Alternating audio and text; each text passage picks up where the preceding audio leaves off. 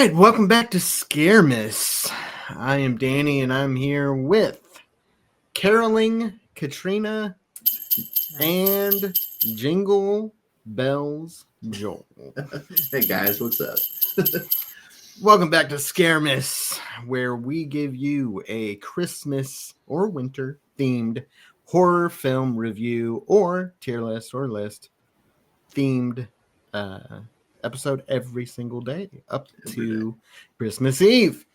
So today is the second day of ScareMas. It's the third day. Oh yeah, we've decided to do the third. Oh my gosh. Okay, so today is the third day of ScareMas. So on the third day of ScareMas, my true love gave to me, await further instructions. All right, Joel, can you tell us who's a part of this fabulous film? This amazing movie. All right, so this one stars Sam Gittins as Nick, Nirja Naik as Angie, and Abigail Cruttenden as Beth. Okay. They all pretty much had the same amount of screen time, so those are the ones shown on there. Written by Gavin Williams and directed by Johnny Kevorkian. Kevorkian, wow. Yeah. All right. Yeah. So, a family's Christmas takes a strange turn when they awaken to find themselves trapped inside and begin receiving mysterious instructions through the television. Oh, man. All right. So, subscribe to our channel. Make sure you're following us on social media. Hit the bell so you get notified when all of our ScareMas episodes and all of our episodes are posted. Also, we're going to stay away from spoilers as always. And if you want the full episode, including spoilers, go to patreon.com/scaretalk. Sign up for one of the tiers. You get 7 days free, so why not? And check out the full episode with spoilers. This is the time to do it because you're going to get an episode every yeah. Yep. And they're on there first. So we might put up like 3 at a time because we're going to be doing these, cranking them out. Yeah. All right. Await further instructions. This is a British horror film. They even mentioned that, having a traditional British Christmas. Yeah. And they all have like British accents, so it's pretty clear. So this, I don't know. I'm kind of mixed on it, but I'm more negative on it, I think, than positive. What are the negatives? There's a good amount. Let's hear it. The negatives. Probably a shorter list goes to the positives. There's quite a few annoying characters. All of them? I don't know about all of them. Well, yeah. I think there's a couple of tolerable ones, but a lot of them are pretty annoying, but they're meant to be like bad people kind of, but it's so over the top that it's kind of unbelievable how they behave. Think it's meant to be over the top though too. Yeah, no, it is, but it's not. Usually when you're like going over the top, it's like to a comedic level. This wasn't funny. Yeah. I think it was to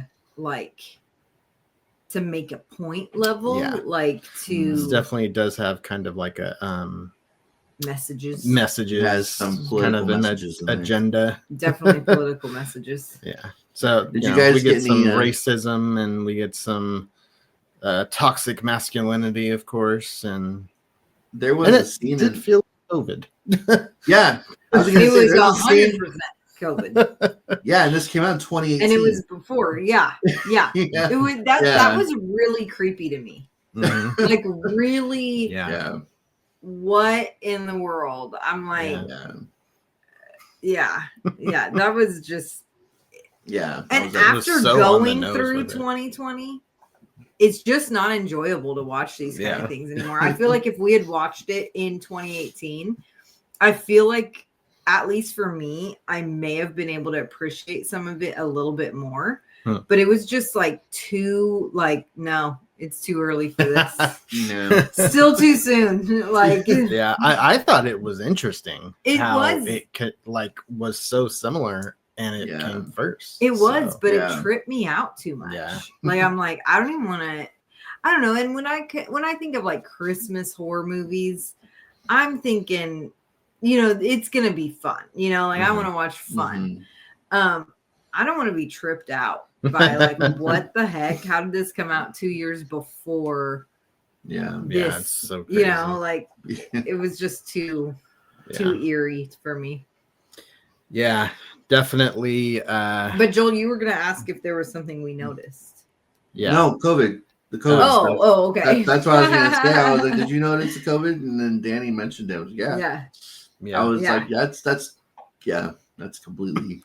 It's like, it's a big part of the movie. That's when I was like, I have to check to see what year this movie came out. I know. That's what we did. I kept asking him, "Are you sure? Are you sure? Are you looking at the right one?" I'm like, no way. Yeah. It was weird because even the like references, the like the political references, it was like. It totally felt like a 2020 movie. Yeah. The messages, the political pieces, and COVID. Like it was like this certain couple of years where it was like extra woke stuff, 2020, 2021, and like just everything had a message. Yeah. And it felt like watching a movie from like 4 years ago. It was really, I don't know. That's the part that really creeped me out. Well, tripping the whole time. So as far as the other negatives, once it's revealed what is happening, it is way ridiculous. It looks pretty bad, but at the same time, that's not like why I didn't like it. It's just too much. It got to be too weird, too sci-fi. Yeah, it kind of went in a sci-fi direction, and it was just kind of weird. And I think it has like the racism, the toxic masculinity, and then I feel like an AI. Yeah. Almost like a message, like warning of AI. Yeah, definitely. Which I can get behind. I can get behind that because AI scares me.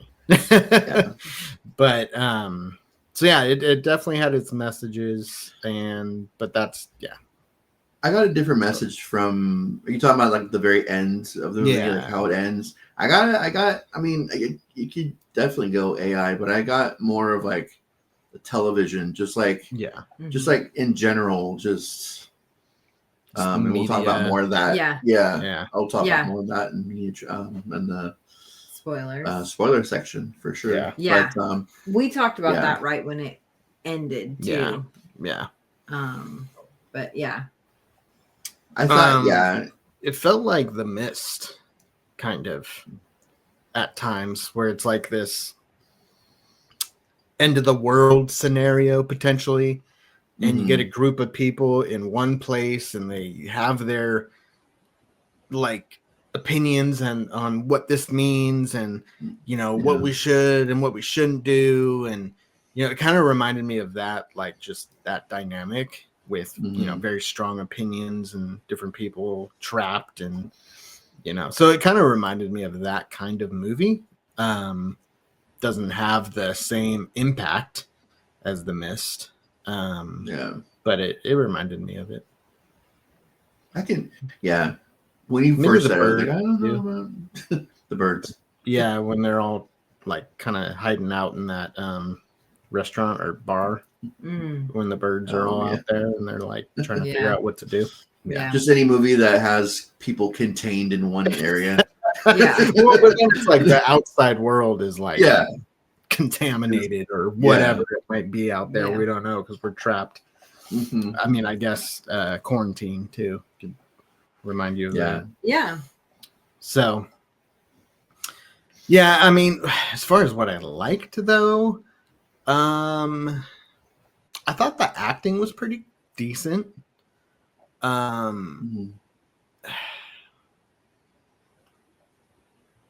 There was a couple of pretty crazy, like, violent scenes that were pretty well done, I thought. It was kind of a cool mystery as to like what is happening.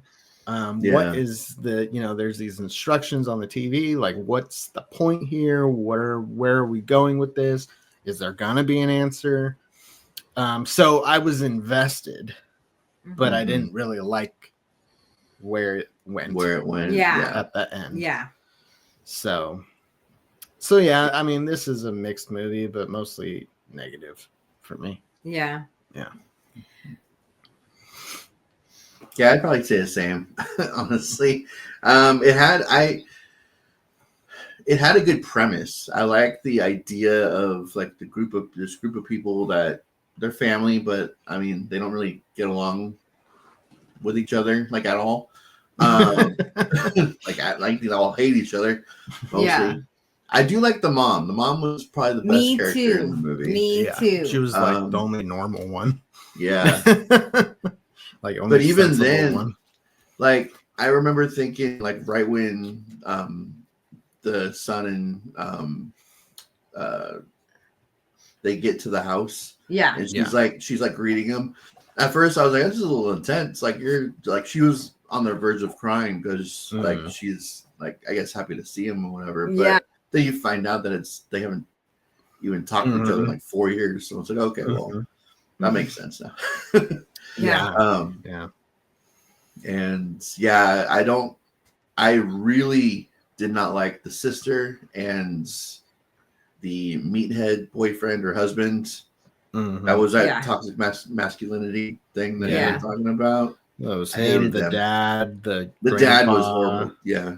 Like they were all part of that message. Yeah. So, but the sister was like kind of pushing for that though. Oh yeah. She was like, "Aren't you going to do something?" Yeah. Well, I was like, oh, yeah, that's like I didn't like the sister for that reason. I was like, what are you doing? But see, I didn't mind the sister just because like the acting wasn't like I didn't feel like her acting was terrible.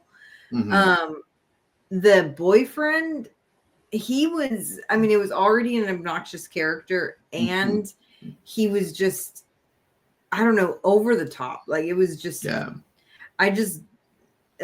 he was really obnoxious to listen to and hear and all of it. I didn't like the sister's character, of course, like I don't think we were supposed to like her, but her acting and like just presentation wasn't as frustrating and annoying as the boyfriend. But and then the dad had like both the meathead kind of like like trying plus he like also there was the generational trauma that was addressed too of like he was doing this because he felt like he was never enough for dad and all the trauma from his dad, and then also the religious aspect that they tried to throw in too of like trying to like have this whole religious thing going on. That was at the dinner table. Shortly lived, thankfully. The religious aspect is like, no, you don't need to. It was like I felt like the way they're doing it, like. Yeah, and it was like they were trying to add all these hot topics into one movie. Yeah. And it was just a little over the top and much to me. Like man, you're really trying to check. Yeah, and you're trying to check every box. Like we address this, we address that. It totally feels like a 2020 movie. It did. A lot of movies were like that back then. Yeah. And that's crazy. Where it was just like, I don't know. It was really weird and creepy and like, man, so wait, this was happening before 2020 and we just didn't even notice it. Like this was happening so discreetly, and it's like I just feel like we've been being brainwashed for a long time. Well, and this was not an American movie too, so there's different cultural. Is that where it came from? Like things usually start somewhere and then they kind of and so travel. Who brought this to America to like for us to then go through this crazy? I don't know. I don't like the whole like crazy stuff. The crazy stuff. I'm not gonna get all political on it. I mean, it's different. Yeah. I can give it that. It's kind of creative, especially how they decide to wrap it up. Yeah. So it definitely has that going for it, but it's just not a very enjoyable movie to watch. It's kind of annoying and then frustrating and then just. Yeah, I didn't walk away feeling like, cool, that was. Yeah. I can't wait to talk about this. Yeah, no, like, not really. Oh my god, man. This is how we're starting. And I think we, for these reviews, like there wasn't. I mean, there was definitely Christmas in there, but it wasn't. It wasn't a very big part of the movie. I think it was there to bring. It was like a reason for the family to come together. All came together. Yeah. Also to add the like traditional, like the tradition, and then have this, woman come in who maybe isn't Christian or doesn't celebrate Christmas. We don't know, but they're kind of making it like she was an outsider because of, where she comes from and all that. So I think Christmas was more used as like a device, I guess, rather than like a theme for the whole movie. It was it didn't feel very Christmassy. We'll say that. It didn't feel very Christmassy. They didn't have they had like a tree, but it wasn't like Gremlins. We talked about how like they had the Christmas music going. They it just felt like Christmas all together. And this one, it just was definitely not feeling. You forget after a while that it's a Christmas movie. At the beginning, it was feeling like a Christmas movie. They were there for Christmas. It was they were talking about, they were sitting around the table for their dinner and it was a Christmas stuff. Yeah. But after everything happens, after the movie really gets started, you kind of forget it's a Christmas thing. Yeah. So should we talk to the critics? Yeah, that's what I was going to say. So it's very interesting. There is a big difference. So Rotten Tomatoes, the tomato meter is at 81%. What? All these British critics love so freaking woke. Loving the woke stuff. Yeah. That's crazy. Yeah.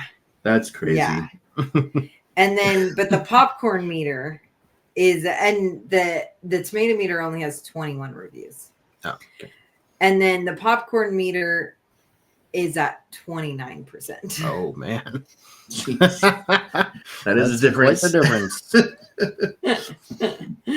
difference. So that is pretty interesting. And then IMDb is at 4.9. Okay. Yeah. I mean, production value too. Like it looked good until the end. But I mean, I didn't really like how it looked, but I don't know how to make it look better. With what they did. with what they where they chose to go with it. Yeah. So it's not like a cheap looking movie. So yeah, it has that going for it too. So that's why I think I wouldn't, like, if I was an IMDb critic, I wouldn't put it under like a 4 because it's not trash. Yeah. So well, I mean, it's easy to 4.9. make it not look cheap when it's literally a house with like 6 people in it. But like it's not like there was a bunch of great cinematography, but like it didn't look cheap. No, yeah, like the way it was filmed and stuff.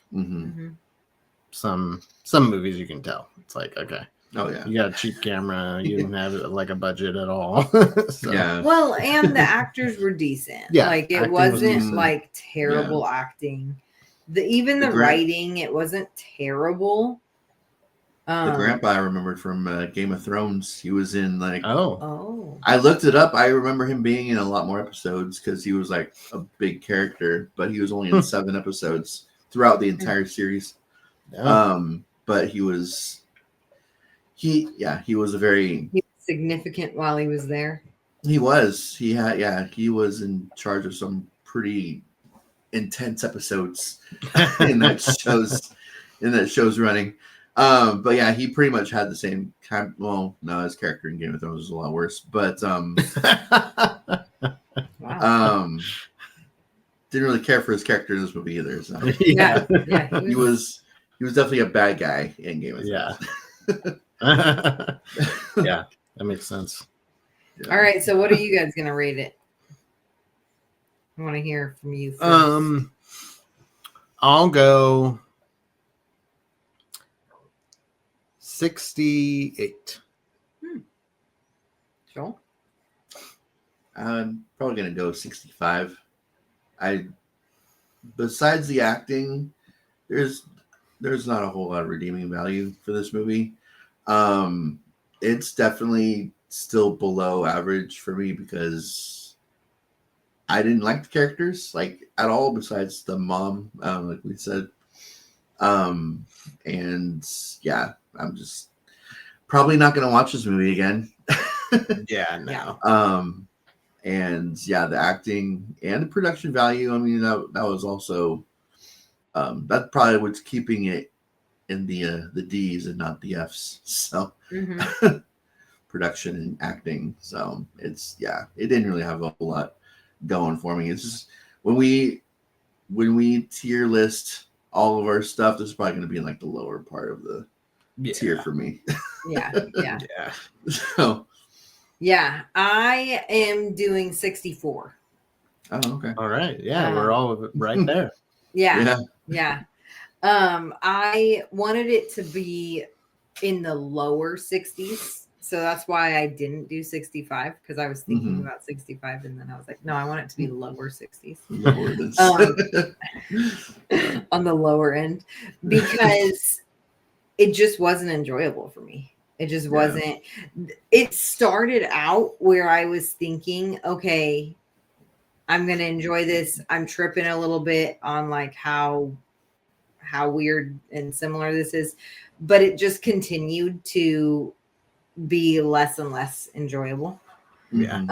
And so looking back, I'm like, it wasn't a terrible movie. It didn't piss me off or like, it wasn't like horrible where it deserves, like you said, an F or something, but wasn't enjoyable and I don't want to have to watch it again.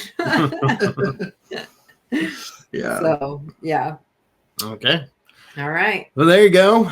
This is not endorsed by Scare Talk. So far we're few in. Hopefully it gets much better. Gremlins was pretty awesome. So much better than this. Hopefully yes. we're not going to be hitting a downward slope. Because a lot of these movies we haven't seen. A lot that we're going to be reviewing. So, I think we're gonna have some movies that are maybe not the best movies, but more fun. Than this. Yeah. There's definitely a handful that I know are going to be more like comedy. Yeah. You know. Yeah. So. And just funny, even if it's not comedy. Yeah, just ridiculous and not so serious. Yeah. Okay. Well, so look out for tomorrow's episode. The fourth day of ScareMas is going to be The Gray. Oh yeah, Liam Neeson wolf that was movie. my pick. We're getting winter. Yes, Now, winter horror. Nope, winter. Yeah, We got there's a lot more winter movies out there than there is Christmas movies. So. Yeah, Joel loves his winter horror. Hey, we wouldn't have probably still seen The Thing if it hadn't been for my love of winter, and that was a good movie. Yeah. So. So good job, Joel. We got that for you tomorrow. We're going to head over to Patreon now for the rest of this. We're going to talk spoilers and talk about the ridiculousness of the end of the film and talk about some specifics that really made us feel the COVID era. And so join us over there. Otherwise, we'll see you tomorrow.